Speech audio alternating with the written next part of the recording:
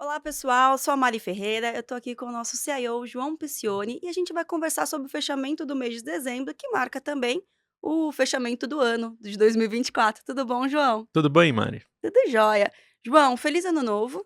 Feliz ano novo.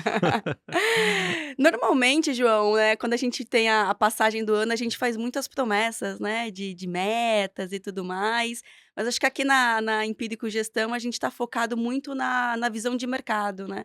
A gente vai deixar o outlook de 2025 aqui para vocês, que traz bastante oportunidade de investimentos e perspectivas, principalmente o do João ali, para esse ano que vai ser um ano muito intenso, né, pelo que a gente vem conversando aqui e pelo que dezembro mostrou pra gente. É que dezembro e que esse comecinho de janeiro também, Uhum. né. Eu acho que o ano terminou, de certa forma, positivo para os mercados internacionais, apesar ali do mês de dezembro um pouco mais difícil, né. O Jeremy Powell, presidente do Fed, ele decidiu, vamos dizer, acender as luzes antes da festa terminar. O mercado ficou um pouco mais nervoso naquela reta final de dezembro, acabou afetando tanto os mercados locais, né, bolsa brasileira, os juros aqui, o dólar disparou ali na reta final de dezembro, quanto os mercados globais, né. Então a gente viu os Estados Unidos, bolsa americana devolver um pouco dos ganhos ali do ano, os ganhos inclusive que tinham sido muito grandes em novembro, né, uma boa parte ali foi devolvida. E também, dos mercados globais como um todo, né. Então quando a gente olha para, assim, para a Europa, você teve ali um certo tropeço, nessa história. Mas, de forma geral, tirando os mercados emergentes, o ano foi positivo. E aí quando eu falo tirando os emergentes, a gente pode até pinçar os mercados que foram mal, olhando para bolsas, né. Então Brasil, México, esses países acabaram sofrendo um pouco mais. A China acabou apresentando um ano relativamente bom em termos de bolsa, quando a gente olha sob a ótica da moeda local, né, isso é bastante importante também, porque o yuan também perdeu força ao longo do ano, assim como o real, como o peso, enfim. Mas, de certa forma, trouxe aí resultados positivos para os seus investidores. E a Europa, apesar ali dos tropeços, alguns países acabaram indo bem em moeda local também, né. Então, por exemplo, a bolsa alemã acabou surpreendendo, subiu 18% em euros, Uhum. né, não foi em dólar, dado que o euro também perdeu ali bastante força. Mas, de certa forma, os Estados Unidos, assim, se mostrou aí como, vamos dizer, o melhor polo para se investir em ações em renda variável, né. O índice S&P fechou o ano com 23% de alta em dólar, o Nasdaq fechou o ano com 28% em dólar, então, dentro daquilo que a gente vinha defendendo ao longo do ano, né, que era um ano para o setor de tecnologia, isso se comprovou mais uma vez, e eu confesso que eu continuo otimista para 2025 em relação ao setor de tecnologia. Acho que nós estamos, eu tenho insistido um pouco nisso, mas estamos bem naquele ponto de eclosão da exponencialidade no setor de tecnologia, né. A gente está vendo muita coisa ligada ao setor de AI, muita coisa, voltada para a evolução do segmento de ads, que é muito importante, e plataformas. Vai ser um ano bastante interessante. E a gente tem, lógico, que o Donald Trump aí assumindo, né, também assim, ó, é relevante para o mundo dos investimentos, tem um poder até transformador, principalmente se ele conseguir cumprir algumas das promessas de campanha, tirando a questão das tarifas, que é sempre uma coisa muito ruim, mas algumas das campanhas são muito positivas para a própria dinâmica da economia americana, dinâmica do setor de energia, e provavelmente vai empurrar, os ativos de risco aí para cima. Então estou bastante otimista aí para o 2025.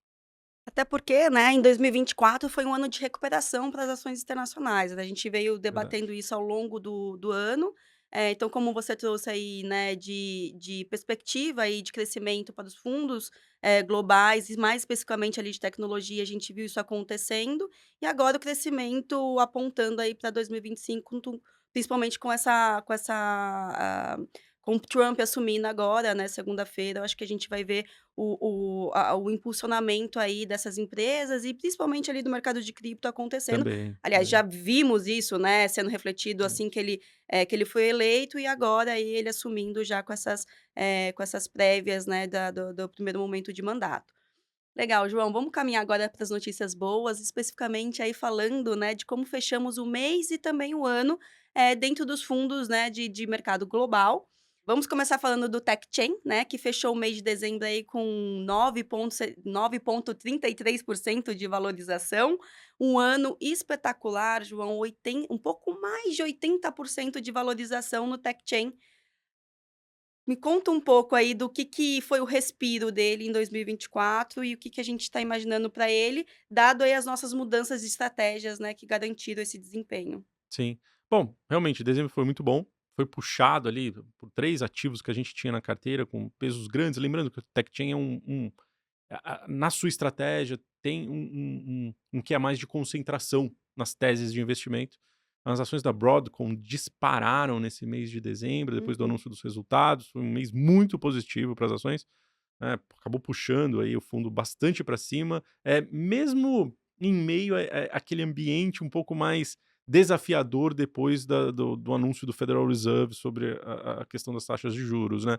E, de fato, assim, um ano muito bom para o fundo e olhando para frente, Mari, assim, a gente está trabalhando com muita atenção nessas carteiras, em especial o TechChain, que tem esse grau de concentração, procurando identificar casos que realmente tenham aí um upside, né, um potencial de retorno grande ainda para ser colhido em 2025. Então eu estou bastante, eh, assim, bastante otimista mesmo. Eu acho que a gente tem ainda assim, um bom espaço para colher valorizações aqui dos principais cases que a gente tem, né, Uhum. nesses portfólios. Tesla e a Amazon também sofreram alterações ali na carteira, Sim, certo? sim. Bom, Tesla e Amazon dispararam. A Amazon continua sendo a nossa maior participação nos fundos, inclusive nos fundos, todos os fundos de tecnologia, né? A Uhum. Amazon eu digo, nos que carregam as large caps, as mega caps. Tesla, a gente veio numa pegada um pouco mais de atenção, né? É um case um pouco mais arisco, vamos dizer assim, né? A gente sabe que tem um envolvimento do Elon Musk com o Donald Trump, então tem Uhum. muita hype envolvendo esse momento de Tesla.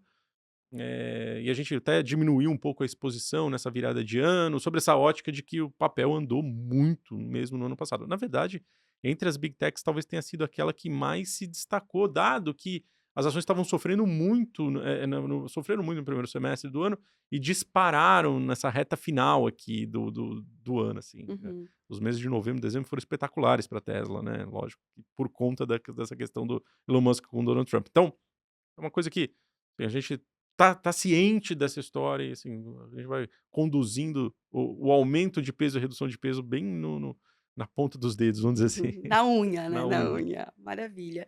Bom, e tudo isso foi refletido inclusive também nos nossos fundos de tecnologia, né, a Tech Select, teve crescimento ao longo do ano aí, né, exponencial, a gente sempre vem falando isso, mas todo mês eu acho que esse acompanhamento que você acabou de falar na unha, tá sendo refletido no fundo, isso é excelente, quase 7%, em dezembro, quase 60% no ano, né, É João. isso aí. Acho que esse foco em large caps que a gente vem tendo no Tech Select é uma visão super positiva aí quando a gente, pensa no que vocês estão trazendo de ideias, né. Acho que a exposição em Alphabet também foi um ponto importante pra Sim. gente. Que você tem pra pontuar disso? De fato, os bons resultados do Tech Select também nesse mês, eles vieram dos mesmos cases, né, então Uhum, Broadcom, Tesla, eh, no caso do Tech Select, a gente tem a posição em Alphabet, é uma posição que gera bastante controvérsia ainda, eu já comentei disso no passado, tem a questão, de como que o Google vai lidar com o search, uhum, com esse avanço de inteligência artificial, mas tem um outro lado também, a Alphabet durante esse mês aí de dezembro divulgou ali seu novo chip, por exemplo, desculpa, computação quântica, uhum, que chamou super atenção do mercado. Como a gente está nesse momento de transformação mesmo, né, no qual assim, que a gente vai começar a acelerar a economia, acelerar o desenvolvimento tecnológico, a Alphabet, ela é vamos dizer, uma empresa que, assim, tende a surpreender nas suas inovações, né. Eles têm muitas frentes de batalha, muita gente boa trabalhando lá, e a gente decidiu aumentar inclusive a posição. Eu fiz um diário de bordo sobre Alphabet específico, que é um adendo ao Outlook 2025 que está aqui embaixo, que é, no nosso ponto de vista, a gente acha que a Alphabet tem tudo para ser a mega cap que mais vai subir nesse ano, justamente porque ela tem esses mecanismos surpreendentes aí pela frente. Tem a questão do Waymo, mobilidade, é super Perfeito. importante. Então, é um case aí que a gente está dando bastante atenção. Vai ser mais pesado, né? A gente vai ter esse case dentro do Tech Select, né? Tá, maravilha.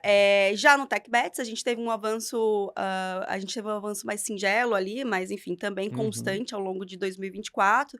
A gente avançou É isso 1,92%, aí. né. No ano a gente fechou 82%, quase 83% aí. A gente está super feliz com as ações de tecnologia. Como você falou, né, acho que todos os fundos vêm sido refletidos pelos cases, que a gente tem, os macro cases, né, e também Uhum. aí, quando a gente entra no detalhe, a gente tem, as diferenciações acontecendo. Isso. Uma especificamente aqui no TechBets, que subiu 400% esse mês. Eu adoro quando esses cases acontecem. Eu acho que vale super reforçar. Quer contar Sim. um pouquinho como é que foi o desempenho dessa tese dentro do fundo? Tá bom. Bom, quando a gente olha o ano como um todo, assim, Uhum, vale a gente citar o case de AppLovin, né? As ações uhum, subiram mais de 700% no ano, perfeito. e eu acho que é importante porque ali a gente tinha claro o fundamento associado à tese, né? Qual o posicionamento da AppLovin, uma empresa que já é rentável, que já traz lucro para os seus acionistas e que tinha um potencial fantástico para surfar. As ações agora, obviamente, estão caras, né? A gente precisa ter muito isso em mente. Continuamos com a tese com uma posição bem menor do que a gente tinha no começo do ano passado. Eh, e aí você citou o caso aqui que subiu 400% no mês de dezembro, de fato, eh, em novembro a gente vinha discutindo sobre a nossa entrada nesse mundo da computação quântica. Ainda é um setor em ebulição, um setor que ainda precisa se desenvolver, né? A gente vai ver computação quântica ganhando tração na próxima década, né? São nos próximos 10 anos. Mas o mercado gosta de antecipar Uhum, uma narrativa, e a gente sabia que algumas dessas empresas teriam vamos dizer, um impulso bastante importante, ou a gente tinha essa percepção que ali a gente poderia, galgar alguns pontinhos a mais para a carteira, e a gente investiu na Rigetti, que é uma dessas empresas que está desenvolvendo, os chips de quânticos, enfim. Eles têm algumas parcerias com a Amazon, mas assim, ainda não geram receitas. As receitas são muito baixas pelo uhum, que, de fato, eles precisam gastar para desenvolver essa tecnologia, ou seja, é um papel extremamente especulativo. Então, a gente entrou com uma posição super pequenininha nesse papel, acompanhando diariamente a dinâmica, dos mercados, e a gente conseguiu capturar alguns pontos importantes, para dentro do Moneybets. Na virada de janeiro, nós decidimos encerrar a posição. A gente está de olho no case ainda. As ações oscilaram, subiram esses 400%, mais recentemente caíram 50%, ou seja, é um negócio super volátil. Então, com muito cuidado, muita atenção, posição sempre pequenininha, mas a gente conseguiu sim aproveitar essa onda aí favorável. E o fundo foi muito bem esse ano, a gente entregou esses 83%. Lembrando, o TechBets ele está sempre na fronteira da tecnologia. É isso que a gente está procurando, né? Quando a gente monta o portfólio, então tem sempre muita atenção, muita leitura sobre os cases, como que as coisas vão se desenvolver. Eu estou também bastante otimista. Eu acho que é um momento muito interessante para que as novas tecnologias eclodam e, na verdade, transformem aí vamos dizer, o ambiente para o próximo ano. tá. E cases como esse, inclusive, mostram justamente o quanto a gente está acompanhando o mercado como um todo, né, e reforça a estratégia do fundo quando a gente pensa, né, em fronteira de tecnologia. Então, o que É você isso trouxe aí. aqui, assim, é perfeito, né, não só pelo resultado, não só pela oportunidade que a gente conseguiu aproveitar, mas também mostrando, né, a resiliência ali quando a gente fala de estratégia e de acompanhamento de tese de cada fundo. Acho que isso mostra bastante o quanto a gente, segrega ali as nossas visões de tecnologia dentro da nossa É isso aí. família, né. Então, maravilha, muito bom, assim, né, super Uhum. feliz aí com os fundos. Vamos caminhar agora então para criptomoedas, aonde a gente teve aí, né, no mês de dezembro, um mês super volátil também para cripto. Sim. Eu acho que essa volatilidade já foi impactada pelas incertezas macroeconômicas que a gente teve, você já citou aqui, Uhum. acho que as principais, né, então o juros dos Estados Unidos, né, eleição né, a gente teve ali, né, os anúncios já Uhum. pré-mudança de ano ali do Trump. Acho que tudo isso já foi refletido aí nos nossos cenários de cripto. Que você tem mais a acrescentar do que já foi dito, João? Eu acho que, assim, o desempenho de cripto em dezembro, na verdade, ele é, de certa forma, um reflexo de novembro, né? Uhum, Novembro foi um mês muito forte para cripto, né? Os criptos andaram muito bem depois da posse do Trump. Você ter alguma acomodação seria até natural, né? A gente uhum, viu isso acontecendo. E agora, é lógico, o Bitcoin ele fica brigando ali com aqueles $100.000, justamente porque se espera muito, desse novo governo Trump, se espera muito em termos de legislação, regulação. Então a gente deve continuar oscilando ali ao redor dos $100.000 até que a novidade, de fato, proveniente do governo venha. Mas foi um ano muito positivo. Eu, além dos fundos de cripto, Mari, eu queria chamar a atenção para o nosso Crypto Metals Blend, tá bom. né, que é o nosso fundo que tem cripto e metais Uhum, preciosos dentro da carteira, né. Ele subiu, cerca de 74% no ano. uhum, Um desempenho super interessante. Eu acho que é um produto que, ele tem um quê mais sistemático, né, que a gente não fica, eh, vamos dizer, brincando muito com a carteira de criptomoedas, né, uhum, ele é uma carteira mais fixa, mas ele captura bem essa dinâmica, né, de potencial de reserva de valor, de produtos de commodity.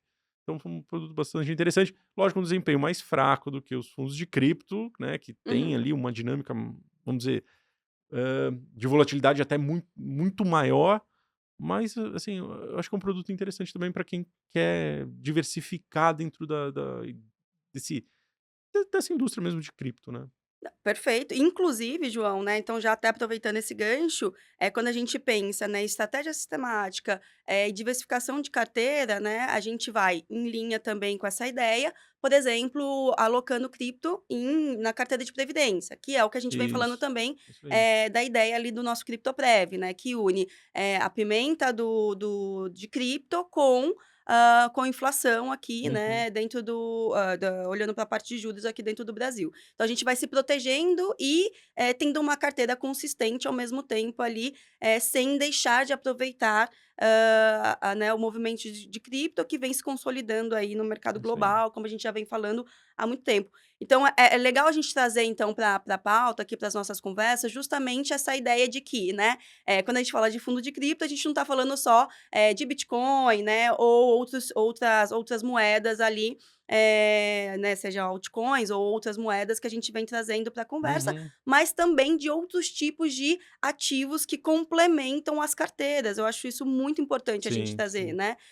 Então, como você falou aqui do Metals Blender, né, eu estou trazendo aqui o CryptoPrev e também um outro ponto que eu acho que legal a gente já voltar a trazer para a evidência, que é a nossa ETF, certo? Uhum, Então, a uhum. nossa ETF aí que também teve um desempenho super positivo aí Sim, sim. no ano, né, de 2024 e que também acaba sendo uma alternativa aí para a gente fazer as alocações em carteira Hum, com cripto. verdade, né, o Teva, criptomoedas, né, o Teva, porque ele segue o índice da Teva, Sim. ele compra as 20, moedas com maior, valor de mercado, né, nesse segmento. Ele negociado em bolsa, é o Uhum, CRPT11, então o uhum, investidor ele pode ir lá e comprar na B3. ETF que veio muito bem no ano passado, né. Assim, a gente evita, é bacana porque, assim, o índice ele expurga, por exemplo, as meme coins, né, que são aquelas moedas que a gente não sabe direito como as coisas funcionam. sim. Eh, é um ETF bastante robusto e que também a gente tem tomado bastante cuidado ali na gestão, para seguir para e passo, o índice. Tá funcionando super bem também. Super bem, muito bom. E aí Bitcoin teve um ano expressivo aí, né, em Sim, 2024, mas a gente tem um horizonte também muito positivo, né, pra para as altcoins, imaginando sim, uma alt season agora, né, João. sim, sim. Então acho que é um movimento, assim, para a gente ficar atento e também, né, pensando aí em começo de ano, a gente quer rever carteira, talvez seja uma boa oportunidade para a gente olhar aí para essa frente de investimentos. Falando agora então voltando aqui para os nossos fundos que estão na nossa carteira recomendada, vamos Uhum, falar da rentabilidade do criptomoedas. Fechou um mês, né, deixando ali, né, 3,89%, né, isso. na mesa, então, né, ele fechou um mês negativo, mas no ano, assim, a gente teve 103% de valorização. Acho que, né, a gente já falou Bastante positivo. bastante, assim, a gente já falou bastante, comemoramos, celebramos, tá, tem confete até hoje aqui do dia do Bitcoin ter batido $100.000. Então acho que a gente tem uma perspectiva, né, interessante aí para o universo de cripto. Então apesar do recuo, a gente teve um ano extremamente positivo. Quando a gente entra aqui a gente já comentou também do Metals Blend, né, e aí vamos falar então do High Beta. Também fechou o mês negativa, 6,37% aí para trás, mas, a gente teve uma rentabilidade no ano aí de 15,65%, certo? Eh É importante reforçar aqui, Mari, que o High Beta ele é um fundo que ele não detém Bitcoin na sua carteira, né. Aqui a gente está falando, de altcoins, Solana e Ethereum, uhum, né. Até novembro, as altcoins elas underperformaram, né, desempenharam muito pior do que o Bitcoin. Solana inclusive também tem um desempenho mais fraco e depois de novembro isso se acelerou muito. Então, olhando para frente, pensando que a gente vai ter essa nova legislação de cripto que deve favorecer altcoins, então esse é um case que pode surpreender em 2025 bastante, né. Então estamos bem de olho nessa carteira, tomando bastante cuidado na gestão, dando mais atenção para essas altcoins, para ver como que esses projetos vão funcionar, e aí tem tudo para esse negócio também deslanchar em 2025. lembrando que, né, ele é um fundo bem mais Bem mais agressivo, agressivo, muito mais exatamente. volátil, É então, isso aí. né, vamos respeitar aí as Uhum. devidas alocações, embora a gente veja, assim, um horizonte de, muito crescimento para esse fundo. Bom, vamos avançar aqui então, né, falando agora dos multimercados, né, os Uhum. multimercados que, mais uma vez, enfrentou, um mês difícil, Sim. né, eles tiveram perdas aí provenientes, né, das posições de ações brasileiras, Locais. principalmente, né, João. Uhum.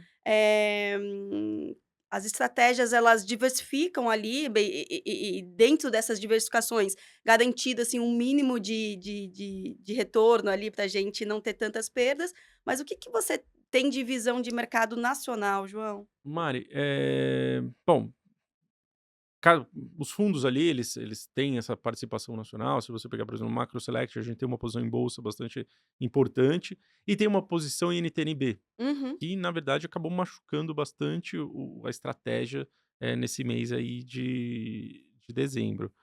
Eh, o carteira Universo, eu já fiz a live com o Felipe, né, a gente já Sim. falou sobre o fundo, assim, também ele apresentou perdas aí de 3,80, muito por conta da posição em bolsa e uma posição mais agressiva até que o Ibovespa, né. Se a gente pega, por exemplo, o índice Small Caps, ele caiu aí 25% em 2024.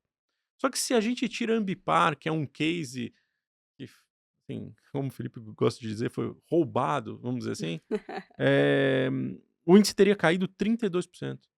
Ou seja, assim, você tem uma falta de apetite do investidor local por bolsa brasileira muito grande, né. Então isso acabou impactando, né, todas essas estratégias que, enfim, tem ali o Brasil como carro-chefe, vamos dizer assim. Tanto o Macro Select, né, o Macro Select perdeu 1% nesse mês por conta dessas NTN-Bs e bolsa brasileira, e o carteira perdeu 3,81 aí por conta da bolsa brasileira mesmo. O Macro Select subiu no ano ainda, 7,64. 64. Não é um baita desempenho, Uhum. assim, eu sei disso, assim, a gente estava com um desempenho bem melhor até o mês de novembro, e aí nessa reta final realmente fomos afetados por essa dinâmica de mercado local. O carteira apresentou perdas de 4,69 em 2024, como um todo, enfim, puxado pelas ações brasileiras. No hedge fund, eu quero aqui fazer pedir as minhas desculpas. Eu até escrevi na carta que, assim, eu assumo a derrapada aqui. Na verdade, assim, eu acho que a gente estava um pouquinho mais pesado do que eu deveria em criptomoedas nesse mês de dezembro. Eu estava ainda com uma cabeça, estou ainda com uma cabeça super otimista, mas pensando no fundo, no curto prazo, aquilo seria muito ruim mesmo, e foi ruim.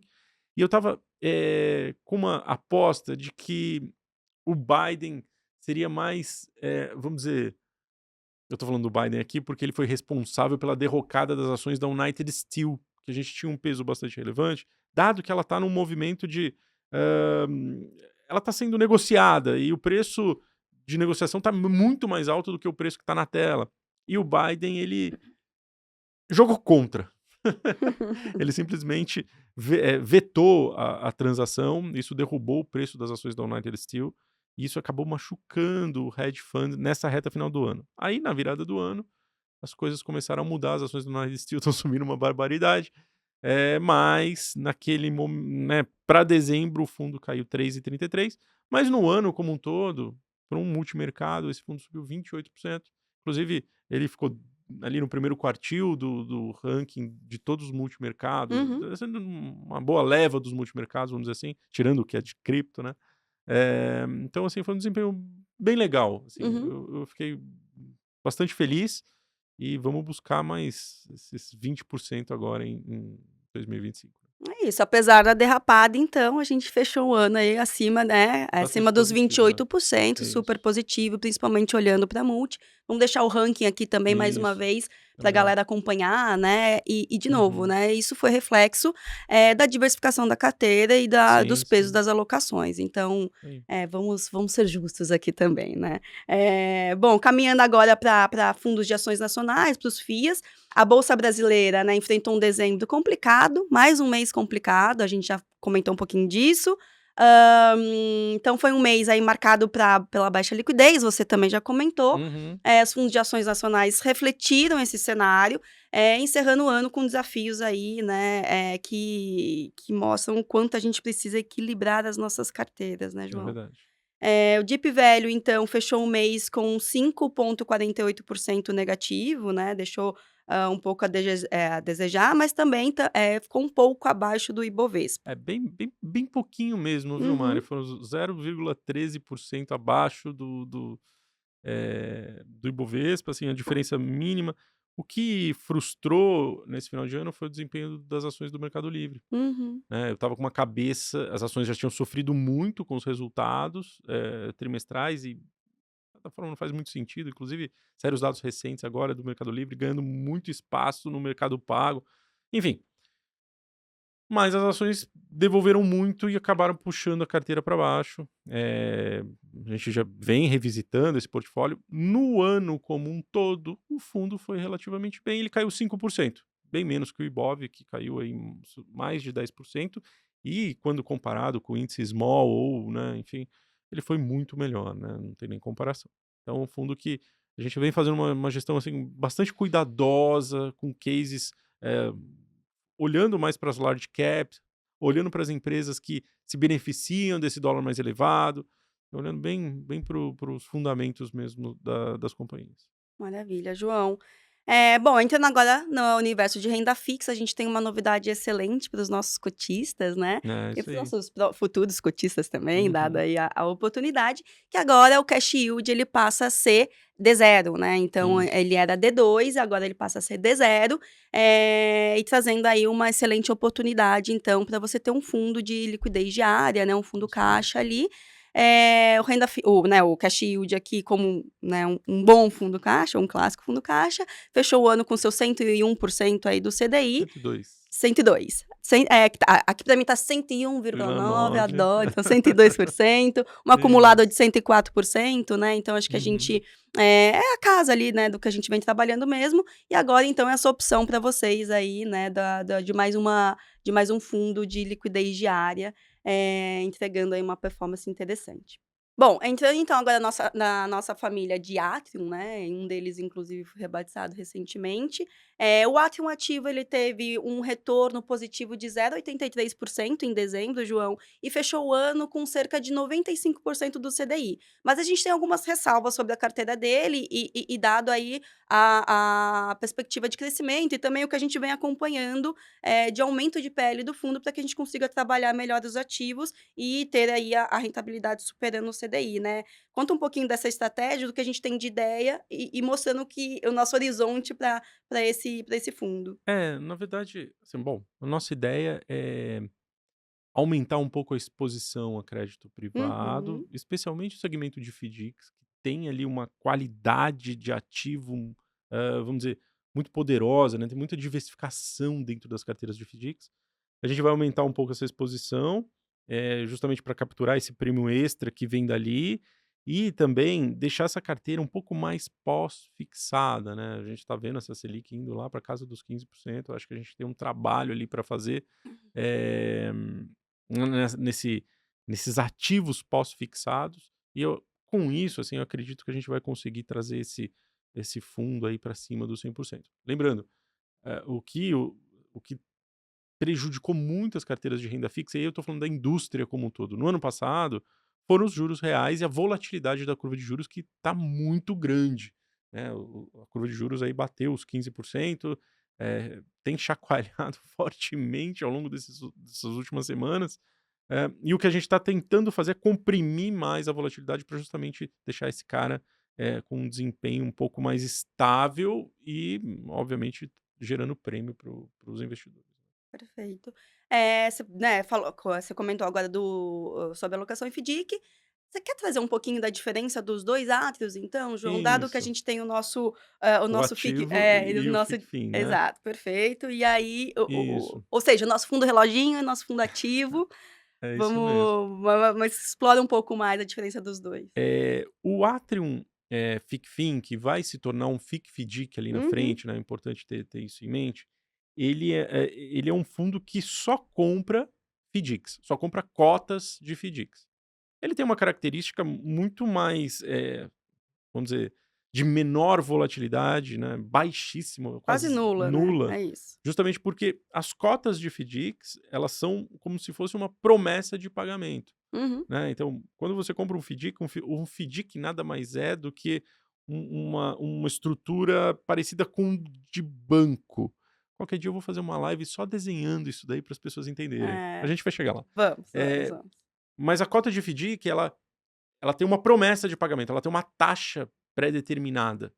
Então, quando a gente monta um FICFIN ou um FIC-FIDIC, a gente vai comprar várias cotas diferentes de FIDIC, e o que a gente vai fazer é modular os retornos de acordo com essas cotas.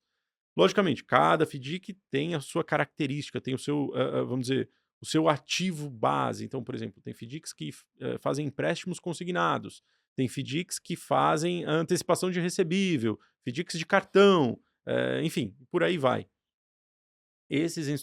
Cada um desses instrumentos tem um risco associado, que são diferentes, e cabe a gente avaliar os riscos de cada um deles e determinar o tamanho desses ativos dentro do portfólio. A tendência é que a gente tenha um fundo mega diversificado, tanto sob a ótica de cotas de FIDICs, ou seja, de estratégias diferentes, eh, quanto também em termos de remunerações diferentes, né. Então a gente pode ter um FIDIC, por exemplo, atrelado ao IPCA, a gente pode ter um FIDIC atrelado ao CDI, a gente pode ter um FIDIC que paga um prêmio em cima do CDI, e a gente vai modulando isso ao longo do tempo, uma estratégia que vai gerando, liquidez também para os investidores, né, porque vamos lá, esse é um fundo menos líquido, né, por isso que Uhum, ele tem, vamos dizer, você paga um pênalti por ele ser um reloginho, né, ele é um fundo que paga os recursos em D70, né, uhum, são 70 dias para você receber, mas ele também não vai te dar dor de cabeça, ele vai rodar nessa casa dos 120% uhum. praticamente todo dia, né. Então a nossa dinâmica de estratégia, ela vai ser bem cuidadosa nesse âmbito aqui, e, assim, um produto super interessante para composição de carteira. Uhum. E assim, é válido destacar que dentro dessa categoria de fundos, né, FDICs, a gente tem uma liquidez interessante até, né. Sim, Então sim, quando a sim. gente pensa em D70 é ok, é dado que normalmente os fundos têm uma liquidez muito mais longa Isso. quando estão nessa classe. E Mari, e um benefício, o fundo ele vai ser transformado num FIC-FDIC, ele não é ainda. Uhum. A partir do momento que ele for transformado num FIC-FDIC, o que vai acontecer é que vamos dizer, a dinâmica tributária dele vai mudar.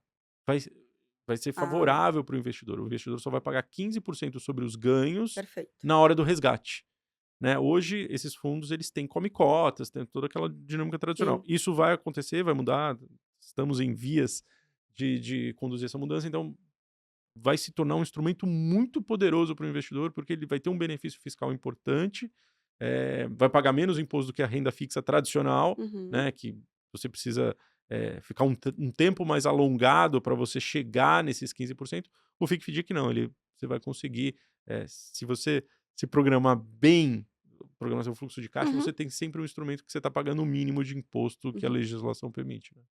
Pagando o mínimo de imposto, com uma rentabilidade super positiva É e bastante constante, interessante. com uma volatilidade quase nula, Isso esse é aí, um instrumento excelente para alocação é isso aí. na sua carteira, né. Lembrando que é um hoje o Atrio é um fundo para investidor qualificado, né, tem isso em mente. E fechou o ano aí com seus 123% do CDI, É né, isso aí. 13,33% aí de rentabilidade. Como a gente falou aí, é excelente, performance. Entrando agora bom, antes da gente entrar no fundo de previ na parte de previdência, só dizendo que, né, a gente tem um conteúdo específico aqui de FOFs, então o Melo e a Yaya já gravaram, fica aqui na nossa playlist para quem quiser entrar no detalhe ali dos FOFs, das ideias, né, da visão ali tanto da gestora como da parte de research, né, o link está aqui para vocês também. Da parte de previdência, então, a gente tem 2 previdências que são os nossos carro-chefes. Uma delas a gente já comentou, que é a Criptoprev, e a outra, né, que é o Global Return, que também foi impactado aí, pelas NTNBs, né, É João? isso. Até foi um pouco Foi. frustrante, né, nessa reta final, porque o que aconteceu foi que tanto o Global Return quanto a Cryptoprev acabaram, sofrendo, assim, um impacto muito forte do peso pesado em NTNB, que por um lado, assim, para quem está investindo em previdência, olhar o curto prazo é uma baita armadilha. O que é mais importante é você conseguir investir os seus recursos quando os títulos, no caso do Global Real Return, né, por exemplo, ou do Cryptoprev, quando você tem uma das estratégias desses fundos sistemáticos desempenhando mal. É engraçado, né, porque é Uhum. contraditório, mas quem está comprando o Global Real Return hoje, ou quem comprou ele ao longo de 2024, especialmente na reta final do ano, tá, vamos dizer, contratando retornos potenciais para frente extremamente fortes, porque toda essa parte de NTNB dos títulos abriram muito. Então, nós estamos comprando títulos no Global Return, no Cryptoprev, títulos de inflação, a IPCA mais 7 e pouquinho. Ou seja, isso é super favorável para a estratégia no longo prazo. A gente sabe que em algum momento esse juro real da economia brasileira ele vai apertar, ele vai voltar para níveis mais, vamos dizer, usuais ali, uma inflação mais 6, algo parecido, e isso vai se reverberar em excelentes retornos no longo prazo. Então, para quem está montando, assim, é frustrante quando você olha sob a ótica da cota, mas para quem está fazendo os aportes mensais, isso é extremamente poderoso no longo prazo. Extremamente poderoso. Né? Você está comprando títulos de inflação que vão pagar o que está sendo combinado, então inflação mais 7 ao longo dos próximos 30 anos. Então, e aí você está comprando bolsa Perfeito. global aqui do Global. outro lado, né. Então, assim, apesar do momento, puxa, pra gente traz uma certa frustração, porque você olha a cota do fundo e fala: "Pô, mas caiu". Caiu mesmo, Uhum. mas é extremamente poderoso no longo prazo, é extremamente positivo. Então, por isso que tem esse trade-off que eu acho que os investidores precisam ter que ficar em mente, né. Que acaba sendo, né, dentro da linha do sistemático, 3 pilares importantes aqui para a previdência, que a gente imagina. Proteção, super proteção, então, né, contra a inflação.